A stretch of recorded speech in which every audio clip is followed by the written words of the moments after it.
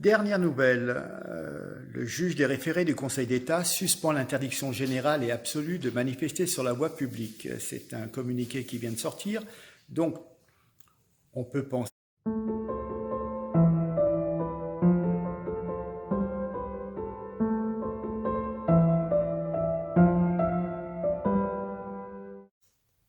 Bonsoir, Franck Muller, ici Lyon, nous sommes samedi 13 juin, il est aux alentours de 19h30. La manifestation est en train de se terminer, avec bien sûr quelques dégradations.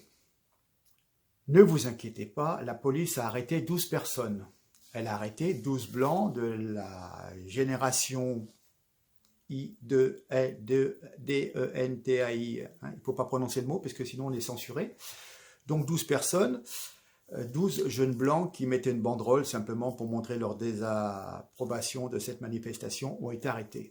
Ne vous inquiétez pas, toutes les personnes qui manifestaient, qui cassaient et qui sont en train de dévaliser quelques magasins de téléphone, elles pourront rentrer tranquillement chez elles ce soir, retrouver leur famille dans leur cité. Bien.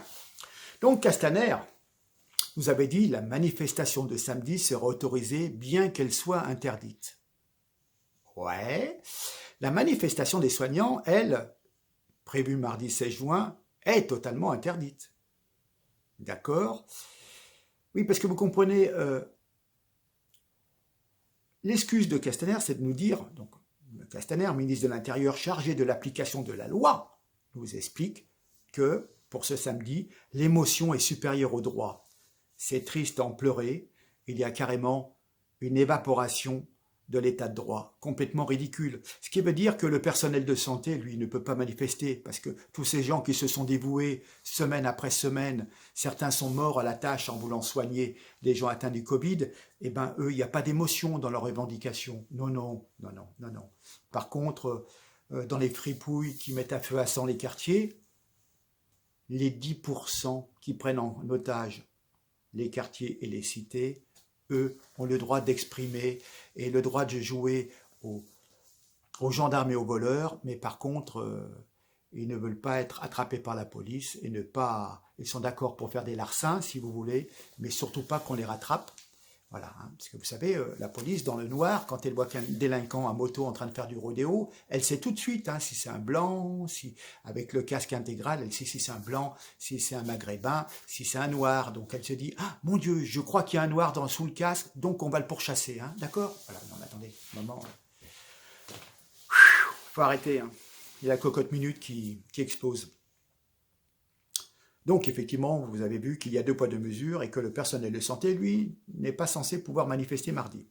Effectivement, c'est le ministre qui choisit, qui a le droit, comment dire, d'exprimer des sentiments. Alors, effectivement, ce n'est pas du tout un signe d'apaisement. C'est, comment dire, un signe de faiblesse. C'est un signe de faiblesse envers les manifestants. Posez-vous la bonne question, il n'a peut-être pas les moyens d'interdire cette manifestation. C'est un signe de la faiblesse de l'État. On pourrait rappeler que les Gilets jaunes n'ont pas eu droit à cette émotion et semaine après semaine, ils se sont fait gazer, matraquer, éborgner, amputer. Voilà, violence policière et politique, je crois plus de 800 cas recensés de violences policières, mais là, il n'y a absolument pas d'émotion. Voilà. Mais pour des repris de justice qui manifestent en disant j'ai 17 condamnations, mais quand je me fais attraper par la police, il faut qu'ils me laissent partir. Ah bah oui. Bon. Alors, le racisme. Donc après la liberté d'expression et l'histoire en général, c'est au tour de l'art cinématographique d'être censuré. On va censurer un film qui s'appelle Autant n'importe le vent, sorti en 1939, et particularité pour vous dire l'imbécilité crasse de tous ces gens qui n'ont aucune culture, qui ne cherchent même pas à essayer de faire fonctionner leur ménage, c'est le premier Oscar attribué à une actrice afro-américaine dans une société américaine qui elle-même était ségrégationniste à l'époque. Donc, je veux dire, ok, ça montre la guerre entre le Nord et le Sud, alors évidemment, c'est au cinéma, c'est enjolivé. Oui, mademoiselle, la servante, la gentille servante, etc. C'est sûr qu'on va pas montrer euh, euh, les méchants propriétaires qui fouettaient leurs esclaves noirs, etc., etc. C'est un film, le thème principal, c'est surtout la confrontation entre le Nord et le Sud lors de la guerre de sécession. Voilà. De toute façon, généralement, vous avez quand même très très peu de films qui sont le reflet de la vraie histoire. Voilà. Donc c'est toujours un petit peu édulcoré ou un peu à l'eau de rose, voilà, romancé, c'est comme ça. Alors attendez, fais retirer un film, non mais je rêve. Alors, je publiais, donc je vous invite à rejoindre, à rejoindre ma page, je vous mettrai le lien, et puis vous allez trouver des petites pastilles, et puis bah, vous allez aller sur cette page, vous allez voir mes publications de hier, d'avant-hier. J'ai fait une publication qui s'appelle Expliquez-moi, autant n'importe le vent serait raciste, mais les clips de rap qui prônent la mort des bébés blancs, des blancs dont des bébés, ainsi que le viol des femmes blanches, c'est certainement plus moral. Bah, cette petite pastille a fait 10 000 vues sur Facebook. Alors allez-y, hein, allez-y. Je voudrais vous rappeler que Pierre Desproges, écrivant, nous disait « Quand un noir dit qu'un blanc est con, on dit que le blanc est con. Quand un blanc dit qu'un noir est con, on dit que le blanc est raciste. » Et ça, c'était en 1985. Eh bien, c'est à méditer en 2020. Je le répète, encore une autre pastille, si vous voulez bien la partager sur ma page. Je n'ai pas à m'excuser pour la mort d'un Afro-Américain aux États-Unis. Je n'ai pas à m'excuser pour la mort d'un délinquant. Adama Traoré, c'est une mort accidentelle qui a eu lieu suite à une interpellation qui n'est pas liée, c'est important à se rappeler, à sa couleur de peau, mais au crime qu'il aurait commis. Quand vous avez déjà 17 condamnations, ah ben c'est sûr que la police, quand elle vous voit passer, la famille Adama, elle est connue, la famille Adama, dans le quartier. Hein. D'ailleurs, où sont les frères Traoré? Certains sont en prison. Je crois que le papa, avec 4 femmes et une vingtaine d'enfants, il me semble. Hein, il me semble avoir lu ça, à vérifier. Hein. Mais regardez, comment elle s'appelle? La sœur. Et on a choisi une figure bien féminine, bien plus efficace, pour susciter l'empathie et mobiliser. Relativement une belle femme. Et il faut observer l'évolution de sa coupe de cheveux pour mesurer la maîtrise, les signes, ce qu'on appelle la maîtrise sémiotique de ses militants. Assa Traoré a un usage politique de ses cheveux. Elle cherche à activer notre imaginaire américanisé, style Black Panthers. Rappelez-vous les Black Panthers dans les années 68. Hein, blouson de cuir, pattes d'élève, etc. et des coupes à l'afro. Rappelez-vous Angela Davis. Donc coupe afro à l'américaine pour que Traoré soit assimilé à un noir américain et la France aux USA des années 60. C'est ce qu'on appelle de l'appropriation culturelle. Oui, tout à fait. On cherche à transposer comme si les Noirs étaient des descendants d'esclaves, les Noirs en France. Il faut savoir que le collectif Adama porte plainte contre plusieurs hommes politiques qui ont pu exprimer que cette famille avait des casiers judiciaires et que pratiquement chaque membre ou un membre de la famille sur deux avait des casiers judiciaires, des agressions, des viols, des tabassages, des abus de personnes faibles. Hein, quand on pousse des personnes qui sont un petit peu simplettes à aller retirer des sous à la banque et on les menace de les enterrer dans la forêt ou de leur couper un doigt, quand même, bon. Bon, donc, je le répète, je vous demande aussi de partager, j'ai une pastille de cette façon, je n'ai pas à m'excuser parce que je n'ai colonisé personne. Je n'ai mis personne en esclavage de la même manière. Tous ces militants politiques eux-mêmes n'ont jamais été colonisés ou mis en esclavage. Bien au contraire, ces gens sont venus en France pour se mettre à l'abri et trouver du travail. Et en retour, ils nous chient dans les bottes. Hein, on la voit, la France si généreuse, la France, celle qui verse le plus de prestations dans le monde entier, qui verse des prestations à tout le monde, à toutes les personnes qui viennent s'inscrire, qui viennent habiter en France, tous repartent avec de l'argent, des centaines et des centaines de milliards de prestations, de soins gratuits, d'éducation gratuite. Et ces gens-là, qui n'avaient rien dans leur pays, sont venus s'installer en France. Une bonne partie ont pu travailler, ils ont travaillé honorablement, et leurs enfants, leurs petits-enfants, viennent nous enquiquiner en disant « Oui, c'est scandaleux, la France est un pays de blancs. » Non mais je rêve, mais si c'était si bien dans le pays de vos ancêtres, retournez-y. Qu'est-ce que vous voulez que je vous dise, moi? La France, eh ben oui, c'est en Europe, et en Europe, il y a quand même, jusqu'à présent, 90% de blancs. Ben, vous inquiétez pas, hein, avec la démographie, bientôt vous allez prendre le contrôle, dans 50 ans, je ne serai plus là, et je ne verrai pas ce que vous avez fait de notre pays. D'accord? Une guerre civile. Donc, tous ces gens veulent avoir des droits, mais ils oublient tous leurs devoirs. Hein.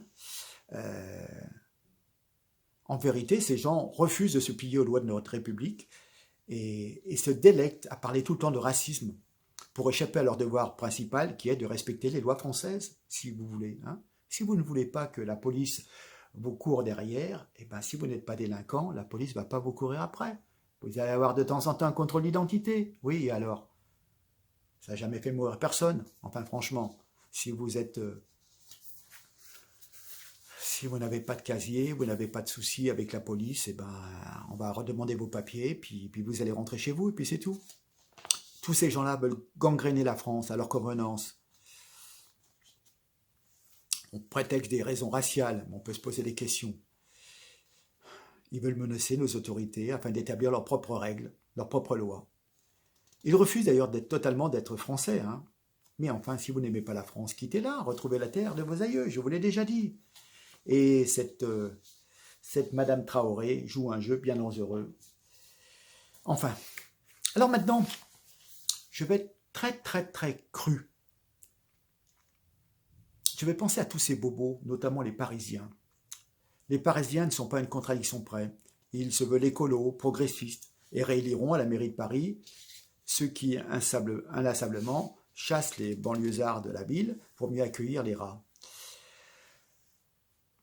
Tous ces bobos progressistes manifestent contre Colbert et veulent la repentance pour la traite du XVIIIe siècle.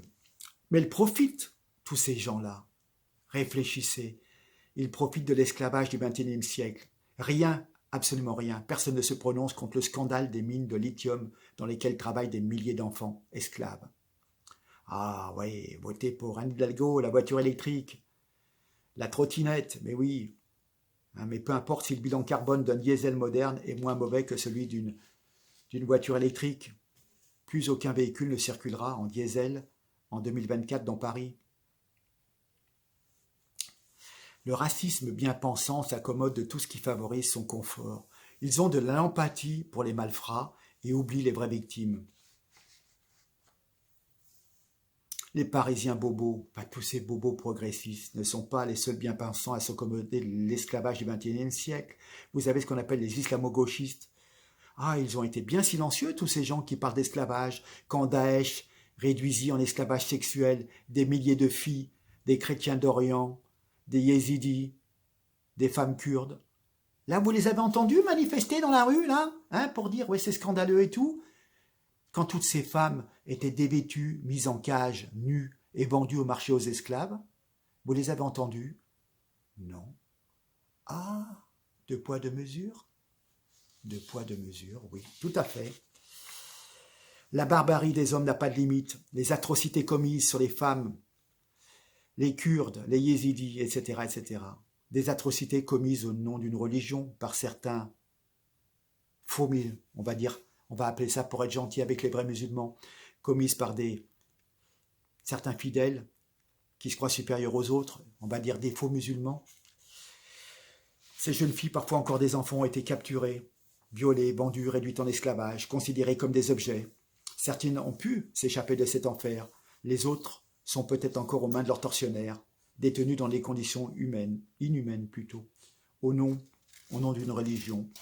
Faussement au nom d'une religion, je suis d'accord. Et bien alors, ceux qui s'indignent, ils font 6 encore contre la barbarie? Ou ne serait-ce que tout simplement l'esclavage des enfants dans les mines de lithium? Non, non, non, non. Cette idéologie communautariste gagne manifestement du terrain à gauche. Comment dire? C'est une espèce de subversion. Tout est fait au lieu de réunir les citoyens dans une nation française qui verse à tout le monde de l'argent, soigne tout le monde, éduque tout le monde, et ben non, ces gens-là veulent, comment dire, promouvoir une différence culturelle ou religieuse dans le parfait mépris des principes universels selon lesquels notre droit est fondé. Notre droit est fondé sur, on est d'abord citoyen, et ensuite, dans sa partie privée, on pratique la religion que l'on souhaite. C'est tout. Ce qu'on vous demande, c'est d'être citoyen. Mais bon. D'ailleurs, une sacrée boulette, hein, quand même. Emmanuel Macron avait demandé à Nicole Belloubet de se pencher sur le dossier Adama Traoré. Et là, claque magistrale, c'est l'avocat de la famille Traoré qui se paye le luxe d'invoquer la séparation des pouvoirs pour opposer au président et à la ministre une fin de non-recevoir. Non mais attendez, est-ce qu'ils savent ce que c'est que la séparation des pouvoirs? Plus encore, le pouvoir législatif n'a pas plus de respect que le pouvoir judiciaire. L'Élysée, encore, a fait savoir à différents médias son intention de créer une commission qui portera un regard indépendant et collégial sur la crise du Covid. Mais il va déjà y avoir une commission d'enquête parlementaire. Elle ne sera pas indépendante, la commission parlementaire, qui est truffée de députés En Marche? Eh bien non, il faut comprendre que l'opposition parlementaire est donc illégitime pour chercher à évaluer l'action de l'exécutif dans un moment de crise majeure. Et c'est pourtant, ce type d'enquête, c'est la seule prérogative qui reste encore à notre Parlement. Et ben non, l'Élysée veut créer encore une autre commission pour essayer de noyer le poisson et de faire en sorte que les responsabilités de l'équipe à Macron ne soient pas dévoilées. Donc effectivement, les manifestations interdites, 15 000 personnes aujourd'hui, avec des casques bien entendu, ne font pas l'objet de poursuites. Seuls les blancs qui manifestent font l'objet de poursuites. Alors, il y a deux partis qui s'affrontent, la famille Traoré et l'avocat de la famille. Comme tous les avocats, il fait feu de tout bois pour obtenir la satisfaction d'une certaine demande devant les tribunaux.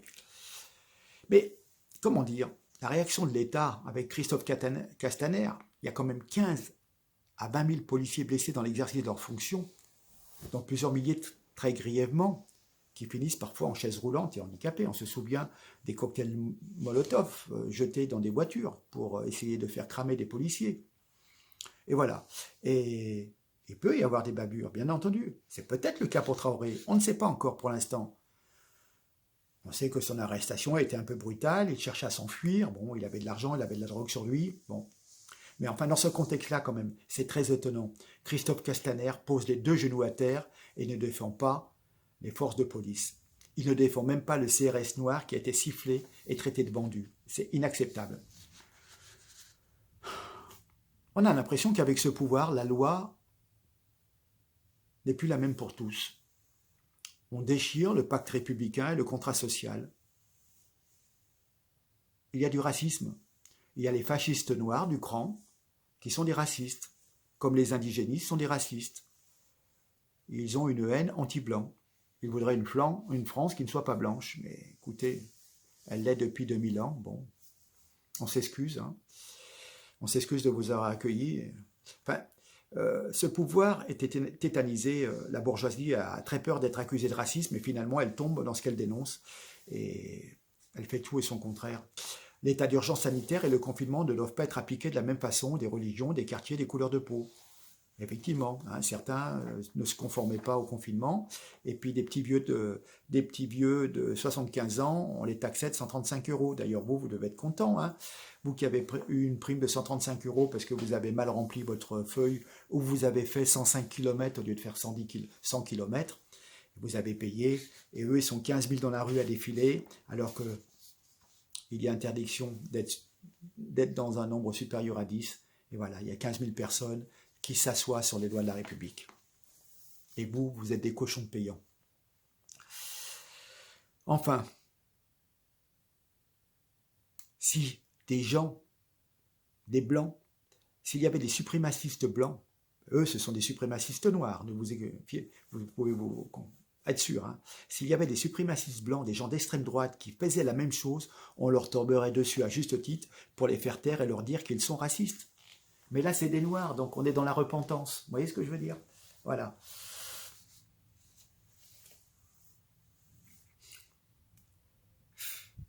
Enfin, il faut croire que quelque part, nos compatriotes de couleur ne sont pas des Français comme les autres et que justement, ils ont plus de droits que les Français. Il faut les prendre avec des pincettes et les laisser défiler comme ils veulent, les laisser casser comme ils veulent. Parce que sinon, si vous leur courez après, vous faites un acte raciste de vouloir leur mettre les menottes. Deux poids, deux mesures, c'est complètement dingue. Quand votre frère ou votre ami fait des bêtises, vous vous fichez de la couleur de sa peau, de son origine. Vous lui dites et vous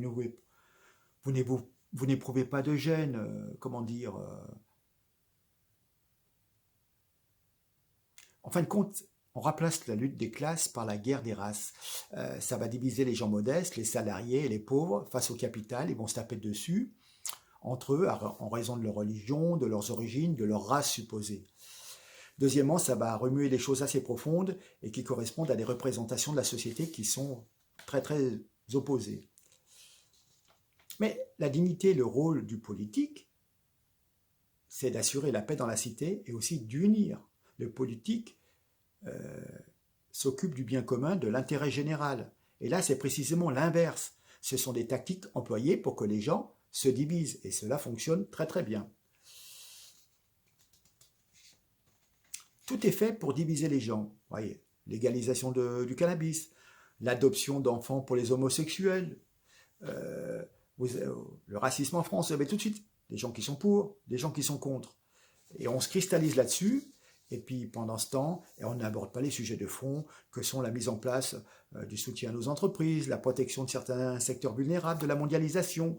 On n'a pas le droit de parler de la machine infernale qui va dévorer la démocratie de l'intérieur en construisant une guerre civile. Il y a des manipulations, la perte des acquis sociaux,